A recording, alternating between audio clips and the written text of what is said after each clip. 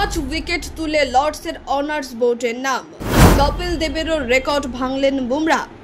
ফিরলেন, দেখলেন, জয় করলেন, ফের বুঝিয়ে দিলেন টেস্টে কতটা অপরিহার্য জসপ্রীত বুমরা।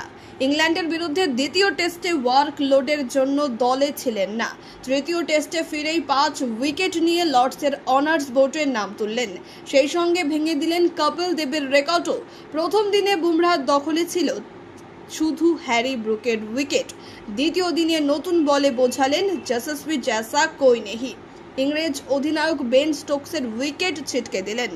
সেঞ্চুরি করা জো রুটকে আরও বিপজ্জনক হয়ে ওঠার পথ থেকে আটকালেন, তাকেও বোল্ড করলেন। ঠিক পরের বলে ক্রিস ওকস ফিরিয়ে হ্যাট্রিকের সুযোগ চলে এসেছিল। সব শেষে জাফরা আর্চারের স্ট্যাম্পও উড়িয়ে দেন। এ নিয়ে 15 বার 5 উইকেট নেওয়ার কৃতিত্ব অর্জন করলেন তিনি।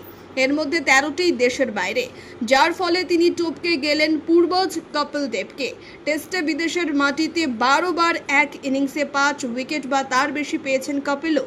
তাছাড়াও তৃতীয় টেস্টে দ্বিতীয় দিনে SENA দেশগুলিতে এশিয়ান বোলার হিসেবে সর্বাধিক উইকেট শিকারী হিসেবে শীর্ষে উঠে এসেছেন বুমরা।